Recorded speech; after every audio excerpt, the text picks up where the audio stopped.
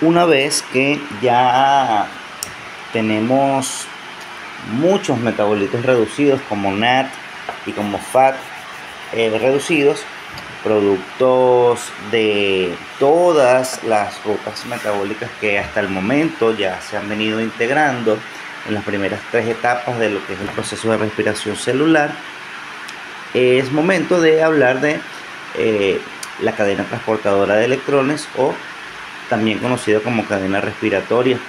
Todos esos metabolitos reducidos cargados con electrones, cargados con protones, se dirigen hacia esta ruta metabólica que se encuentra a nivel de la membrana interna de la mitocondria, específicamente en las crestas.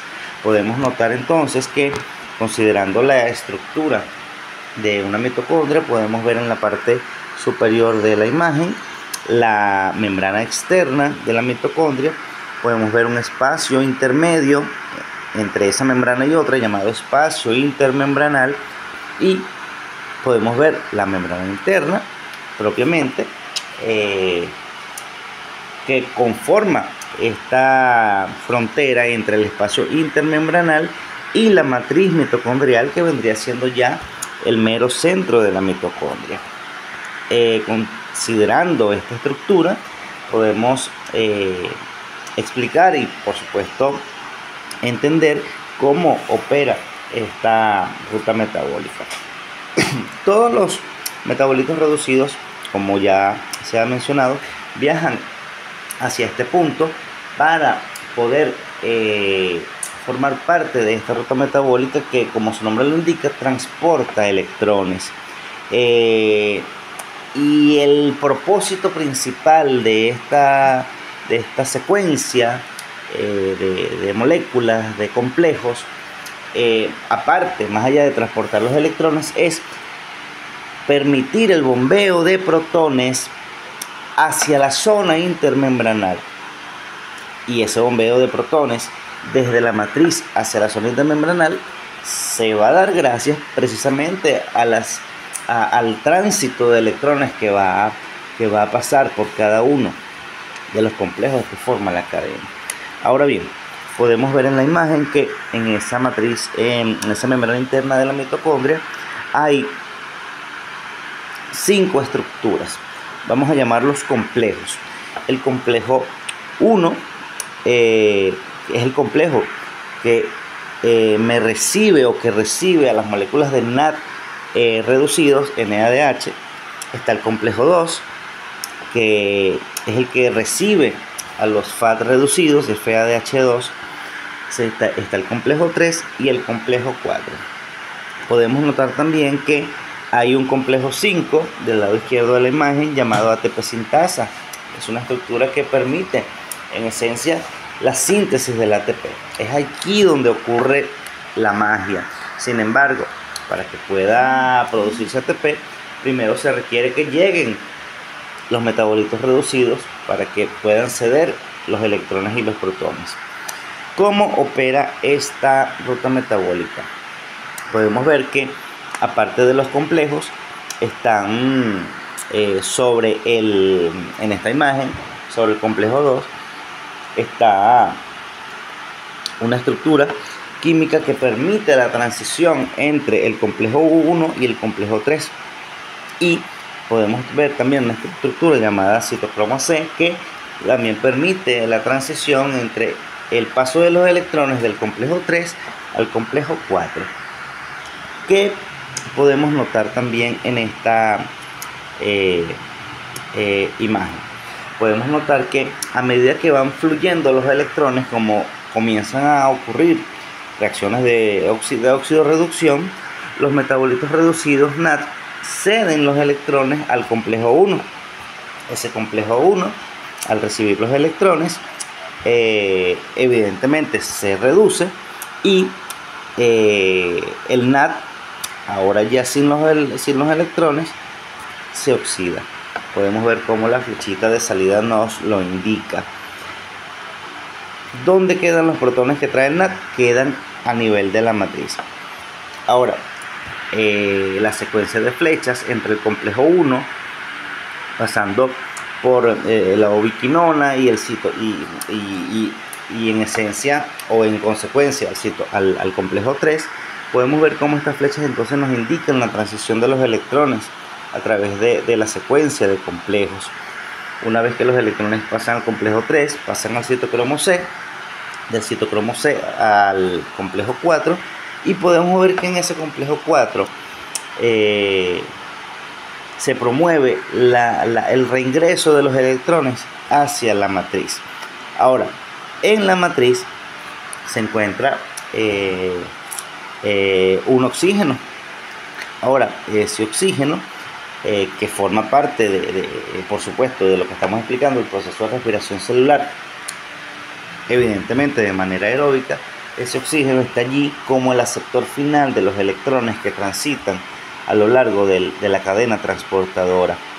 Una vez que esos electrones llegan al oxígeno, este se vuelve aún más electronegativo y atrae a dos hidrógenos o a dos protones hacia él para conformar una molécula de agua. Es allí a donde llegan los electrones en esta dinámica. Ahora bien, muchos de los protones que estaban en la matriz mitocondrial, en la parte interna de la mitocondria, en la parte más interna, son bombeados hacia la zona intermembranal. Podemos ver entonces que hay un mayor gradiente de concentración de protones en la zona intermembranal que en el interior de la matriz. ¿Por qué? Porque a medida que los electrones van pasando de complejo en complejo, específicamente cuando los electrones pasan por el complejo 1, esos electrones arrastran 4 protones que son trasladados o bombeados desde la matriz hacia la zona intermembranal. 4. Luego, los electrones pasan hacia el complejo 3 y en el complejo 3 también se promueve el bombeo de 4 protones más. Luego que los electrones llegan al complejo 4, en este complejo no van a ser bombeados 4 protones, sino solamente 2. En esencia, se bombean 10 protones por cada NAD reducido que llega a la cadena transportadora de electrones. Ahora, si notamos algo importante, es que no hemos mencionado el complejo 2. El complejo 2 es el que, como señalamos en principio, nos recibe los FAD reducidos. Al igual que el complejo 1, se reduce al recibir los electrones que trae el FAD. Los protones se quedan en la matriz y podemos notar que en este complejo 2 no hay bombeo de protones. No cumple esa función así como lo hace el 1, el 3 y el 4. Sin embargo, cuando los electrones viajan hacia el complejo 3, podemos ver que sí va a haber bombeo de protones, 4 protones. Y una vez que esos electrones que siguen este camino pasan al complejo 4, también se bombean hidrógenos, pero solamente 2. Eso quiere decir que por cada FAT que llega a la cadena transportadora de electrones se bombean 6 protones, mientras que por cada NAD se bombean 10. ¿Cuál es la diferencia? Que los electrones que traen los FAT no pasan por el complejo 1, mientras que los electrones que traen los NAD sí, y en el complejo 1 se bombean 4. Allí está esa diferencia. Ahora, una vez que se han bombeado gran cantidad de protones hacia la zona intermembranal, se genera una diferencia de gradientes de concentración, una diferencia de gradiente electroquímico de hidrógenos positivos. Esto quiere decir que esa diferencia de gradientes va a promover un movimiento violento, por decirlo de alguna manera, desde la zona intermembranal hacia la matriz. ¿Movimiento de qué? Movimiento de protones, porque precisamente el gradiente electroquímico, donde hay mayor concentración de protones, zona intermembranal, va a permitir o va a promover el paso de protones, el transporte de protones hacia la matriz. ¿A través de qué estructura puede hacerlo? A través de ese complejo 5 que tenemos a la izquierda, llamado ATP sintasa.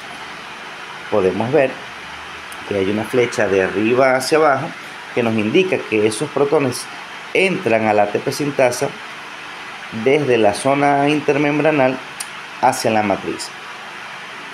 En la matriz hay una molécula de ADP y un grupo fosfato inorgánico que está libre por allí, esperando a que esos protones sean bombeados precisamente hacia la matriz para poder fosforilarse. Es decir, el ADP recibe el grupo fosfato y allí es donde se produce el ATP.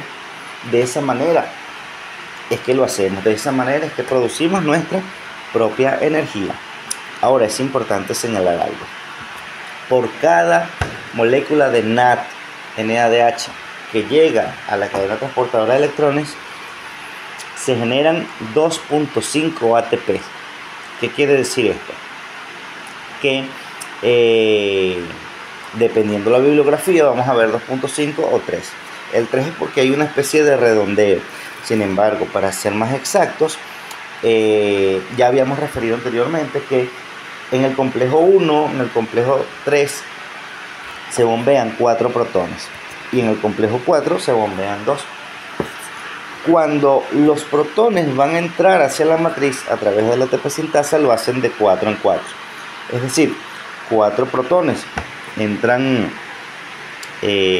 hacia la ATP sintasa y esos 4 protones son los que promueven la unión de un ADP con un grupo fosfato inorgánico libre, generando una molécula de ATP. Es decir, que si tenemos por cada NAD 10 protones bombeados, el resultado sería 2.5 ATP producidos, mientras que por cada FAT, al ser bombeado 6 protones, tenemos que considerar que 4 protones de esos 6 van a generar un ATP y los otros 2 en teoría en proporción generarían medio ATP. Por lo tanto, en definitiva, un NAD reducido genera 2.5 ATP con exactitud, mientras que un FAT reducido genera 1.5. De esta manera podemos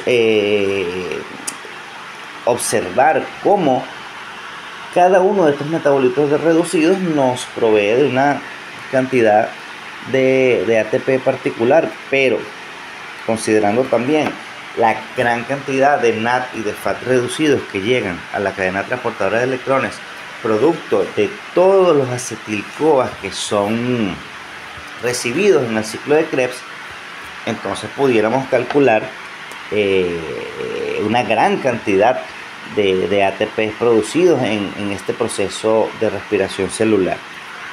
Esto nos indica que gracias a este proceso o a esta integración metabólica, nosotros podemos como sistema producir nuestra propia energía en cantidad.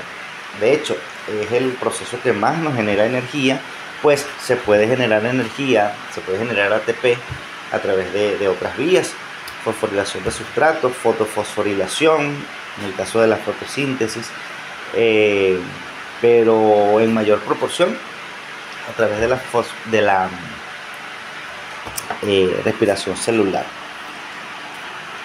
Este último paso que hemos explicado es lo que llamamos comúnmente la fosforilación oxidativa, porque se genera ATP, se fosforilan ADPs a través de procesos de oxidación, como lo hemos venido señalando en esta explicación.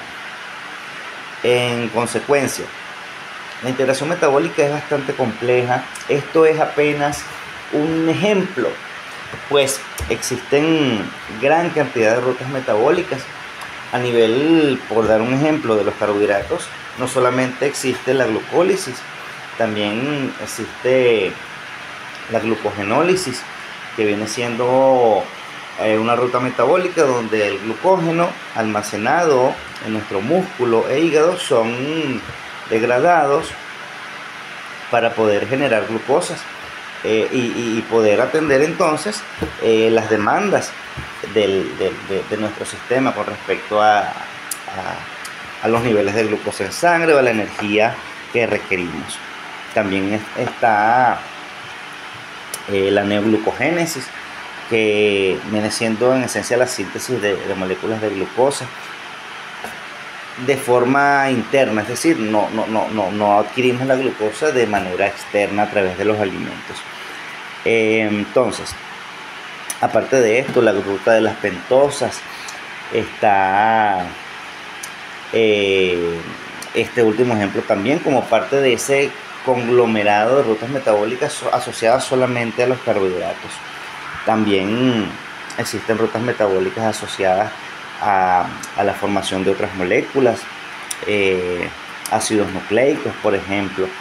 Entonces, si revisamos en su totalidad el esquema metabólico, podemos encontrarnos con una gran sorpresa, pues es un sistema bastante integrado, complejo, interrelacionado, que define ese criterio que denominamos procesos, que forma parte exclusiva de los sistemas vivos, que junto con el patrón de relaciones y la estructura definen a los sistemas vivos como seres vivos propiamente. Esto vendría siendo todo por el momento, quedando pendiente, por supuesto, gran cantidad de rutas metabólicas por explicar, por entender. Sin embargo, por términos de tiempo, de programa, este ejemplo de la respiración celular es uno de los principales y de los más importantes, por supuesto, que debemos conocer para poder entender la función metabólica que tiene cada uno de los sistemas vivos como nosotros.